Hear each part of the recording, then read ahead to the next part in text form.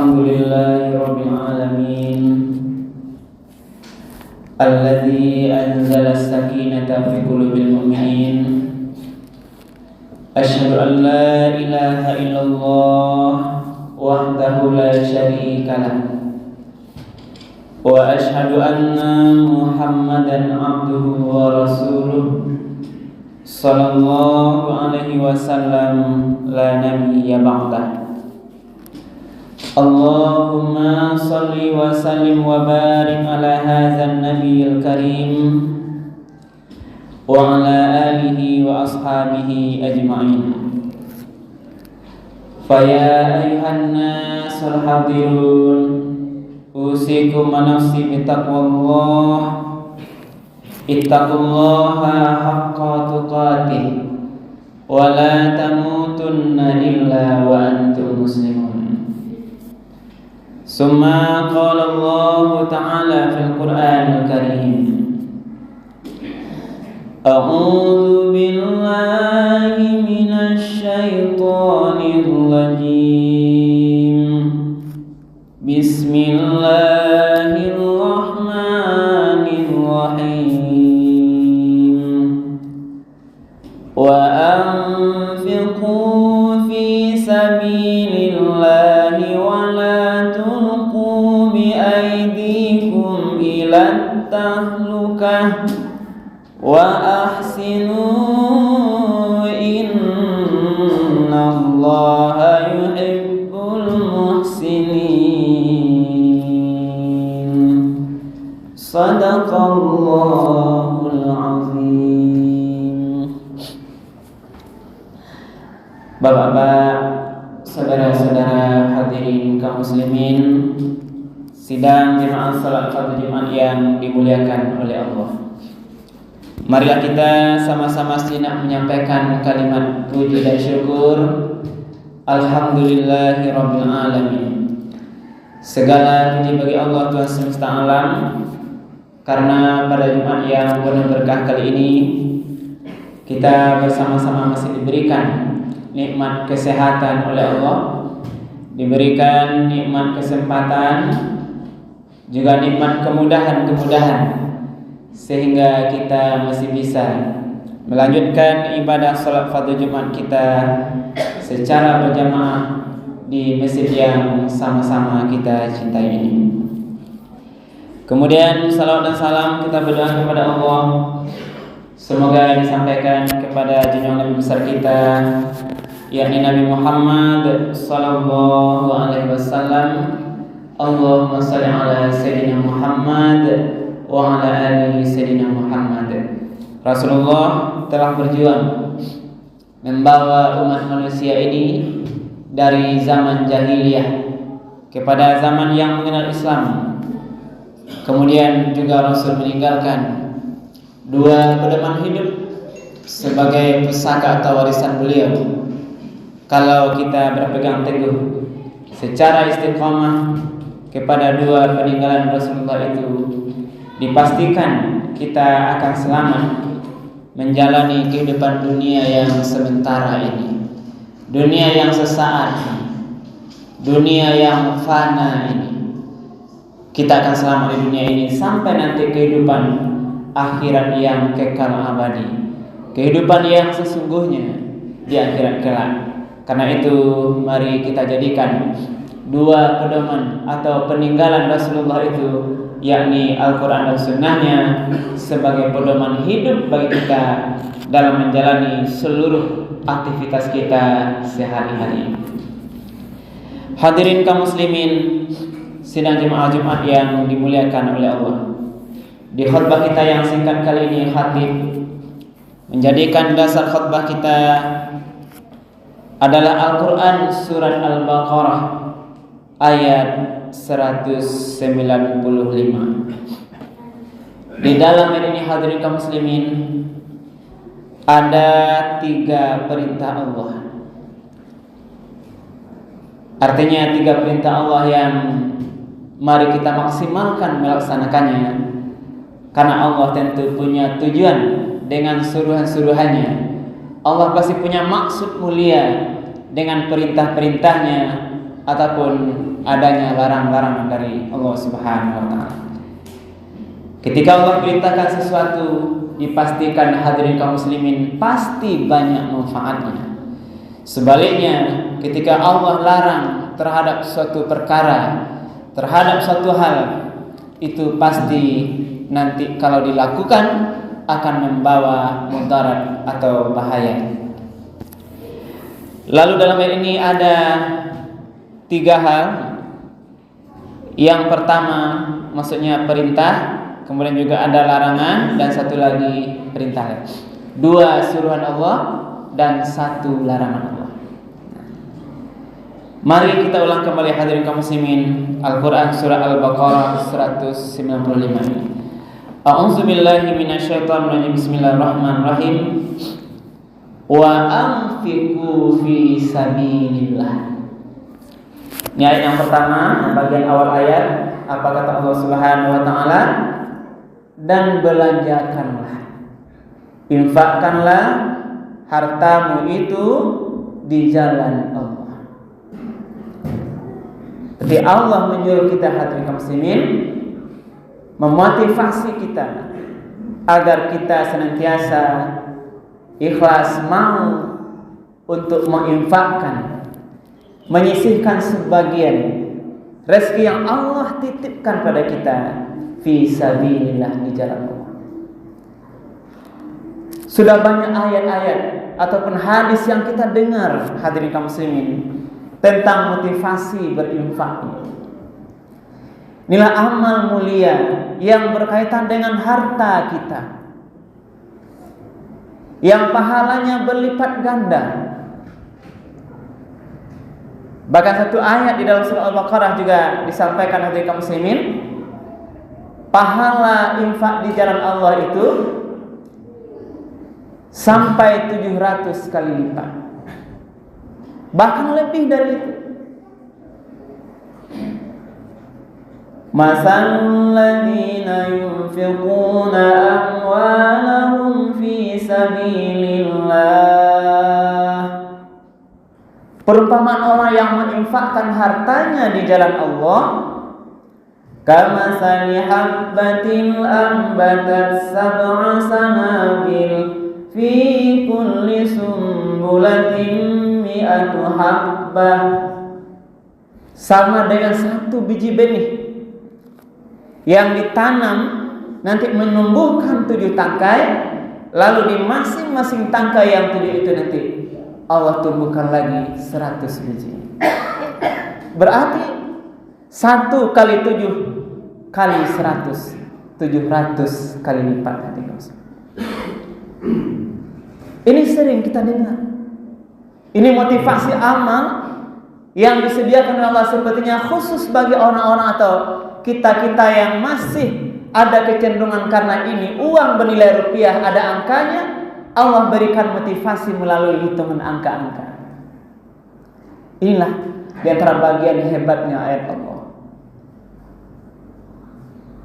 Karena ada mungkin kita masih ada keraguan, diinfakkan 1000, diinfakkan 10.000 atau 100.000, nanti ada hitung-hitungan angkanya. Kalau tidak diinfakkan, belikan yang lain, belikan ini itu, masih ada mungkin pemikiran-pemikiran itu.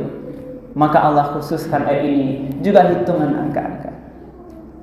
Wahai kaum muslimin, kalau kita mau menginfakkan harta di jalan Allah, ikhlas karena Allah Subhanahu wa taala, diumpamakan. Ini Allah yang mengumpamakan, yang membuat hitungan 1:700. Berarti bagaimana hadirin kaum muslimin? Kalau perdalam makna 1:700 itu, ketika ada uang lewat celengan yang datang di depan kita itu, kita masukkan dengan ikhlas 1.000 atau 1.000 rupiah, berarti dalam hitungan matematiknya Allah berikan ganjaran 700.000 rupiah. Karena 700 kali lipat. Kalau kita masukkan 5.000 rupiah kali 700, berarti 3,5 juta rupiah. Kalau ada 10.000 hadirin kaum muslimin, berarti kali saja 700, berarti 7 juta rupiah. Hitunglah hadirin kaum muslimin. Ini melambangkan betapa Allah berikan pahala, Allah berikan ganjaran 700 kali lipat.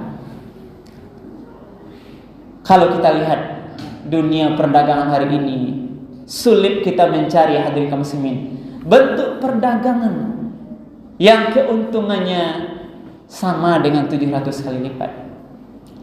Dengan modal 1.000, nanti beruntung 700.000, bisa dijual perniagaan atau gale atau barang tua bali 1.000, bisa wak jual 701.000. Tidak ada mungkin hadirin kaum muslimin. Balanja membali gale barang 10.000 modalnya, bisa tajual lewat 7 juta 10.000. Tidak akan ada hadirin kaum muslimin.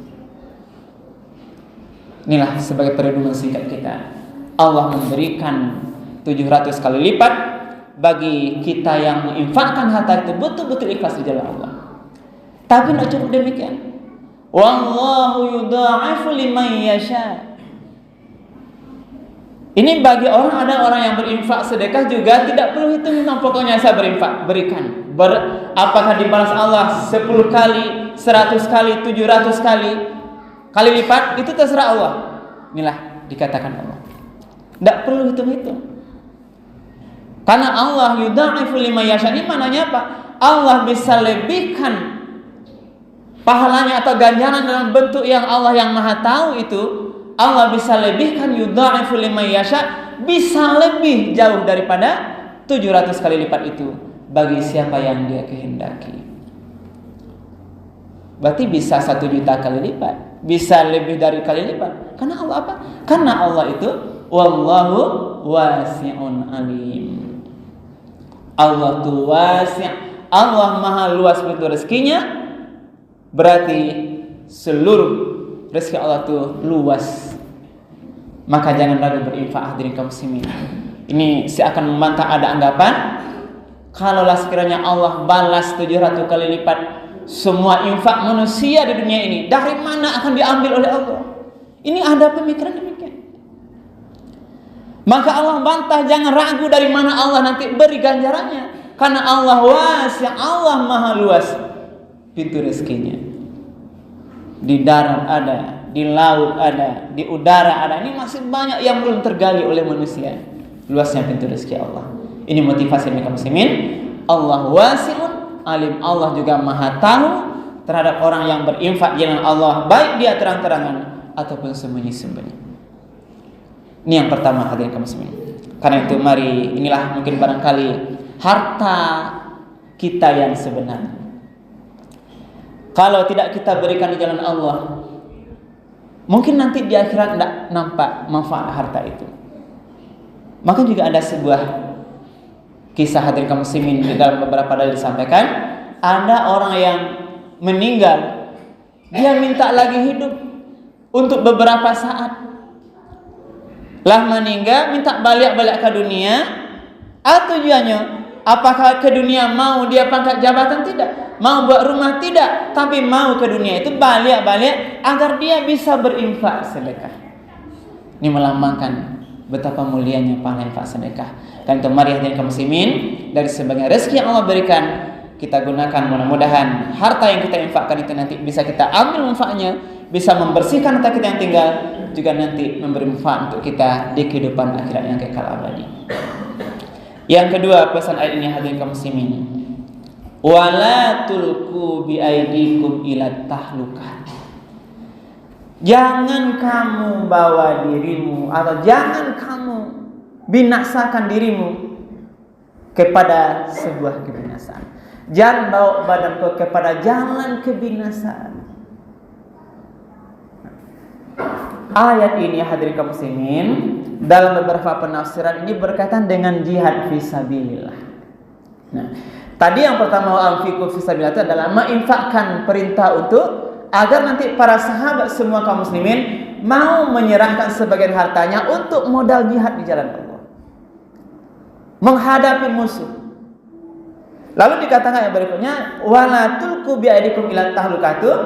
Ini ada orang yang kalau dia tidak mau berinfak di jalan Allah, kikir, tidak mau memberikan hartanya untuk berjihad di jalan Allah, berarti berjihad kurang modal.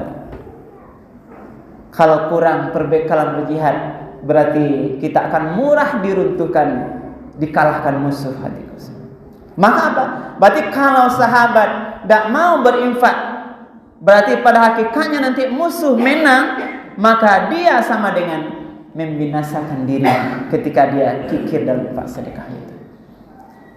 Ini pemahaman dasar. Tapi apa yang dapat kita pahami dalam dunia hari ini? Mari hadirin kaum muslimin, kita berupaya dalam semua sikap tingkah laku kita jangan membahayakan diri kita. Apa maksudnya? Jangan lakukan semua perbuatan yang nanti merusak kita. Perbuatan yang merusak keluarga kita, yang merusak masyarakat kita. Jangan lakukan. Inilah berkaitan dengan larangan-larangan Allah Subhanahu wa taala. Karena ada orang yang kadang-kadang melakukan perbuatan dosa tidak sadar terlanjur. Berbohong, mencuri, korupsi, berzina, dan semua itu kadang tidak sadar. Padahal sebenarnya Allah larang surat perbuatan itu agar tidak binasa kita, agar nanti tidak membawa kemudaratan bagi orang yang melakukannya. Maka hari ini hadirin muslimin, kita lihat banyak fakta terjadi ketika seorang yang awalnya dimuliakan, tapi beberapa saat dia dihinakan karena terbongkar perbuatan maksiatnya, terbongkar korupsinya, terbongkar transaksi narkobanya, terbongkar perzinaannya. Ini terbongkar aibnya. Apa yang tadi kalaulah terjadi, maka semuanya rusak. Hadirin kaum muslimin, dirinya rusak, malu. Coba bayangkan hadirin kaum muslimin, seorang pejabat, seorang orang yang dimuliakan akan digiring oleh KPK, disampaikan, diberitakan bahwa si fulan telah korupsi. Dia malu. Pasti istri anaknya atau suaminya malu. Pasti nanti anak-anak akan beban mental, nanti ayahnya berbuat maksiat, diketahui, diviralkan oleh media massa.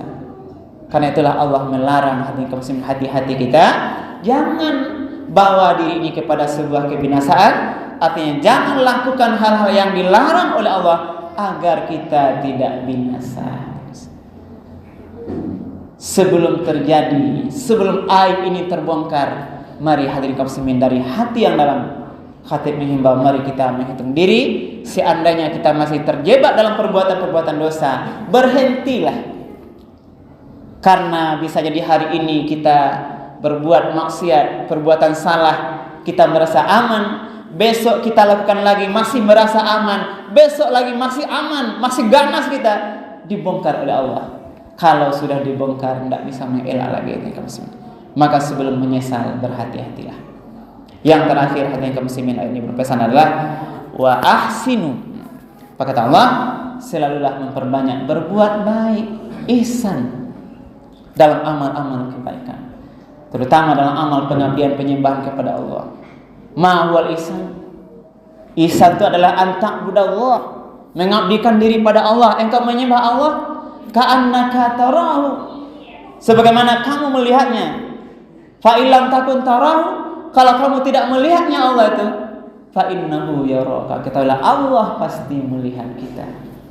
Maka amal kebaikan yang kita lakukan hadirin kaum muslimin, walaupun orang lain tidak melihat, dalam sembunyi-sembunyi Allah pasti melihatnya. Tidak akan ada yang luput dari catatan malaikat Allah terhadap seluruh kebaikan-kebaikan kita yang kita harapkan nanti kita terima pahalanya di akhirat kelak. Allah tutup ayatnya, innallaha yuhibbul muhsinin, sesungguhnya Allah itu sangat suka, sangat sayang, sangat mencintai orang-orang yang selalu berbuat kebaikan. Mudah-mudahan bermanfaat, berbanyak manfaat. Tabiru ya lil absar la'allakum turhamun.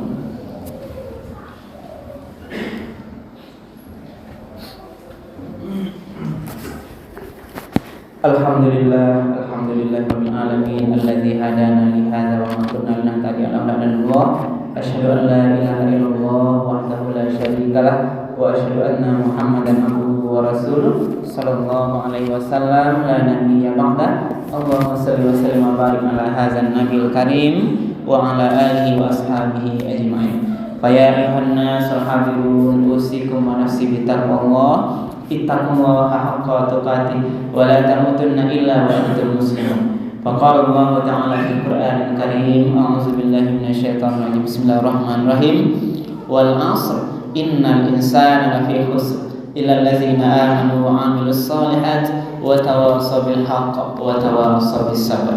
Demi waktu, sesungguhnya manusia-manusia itu benar-benar berada dalam kerugian, kecuali yang tidak rugi orang-orang yang beriman dan beramal saleh, ingat-ingatkan untuk kebenaran dan ingat-ingatkan dalam kesabaran. Innallaha wa malaikatahu yusholluna 'alan nabi ya ayyuhalladzina amanu shallu 'alaihi wa sallimu taslima. Allahumma shalli 'ala Muhammad wa 'ala ali Muhammad kama shallaita 'ala Ibrahim wa 'ala ali Ibrahim wa barik 'ala Muhammad wa 'ala ali Muhammad kama barakta 'ala Ibrahim wa 'ala ali Ibrahim fil 'alamin innaka Hamidum Majid. Allahumma bil mu'minina wal mu'minat wal muslimina wal muslimat al ahya'i minhum wal amwat. Allahumma ighfir lana dhunubana wa liwalidayna warhamhuma kama rabbawna shighara. Allahumma arinal haqqa haqqan warzuqna ittiba'ah wa arinal batila batilan warzuqna ijtinabah. Rabbana hab lana min azwajina wa dhurriyyatina qurrata a'yun waj'alna lil muttaqina imama. Rabbana atina fid dunya hasanah wa fil akhirati hasanah wa qina azaban nar. Ibadallah, innallaha ya'muru bil 'adli wal ihsan wa ita'i dzil qurba wa yanha 'anil fahsya'i wal munkari wa dzikrullahi akbar. Aqimis shalah. Alhamdulillahi rabbil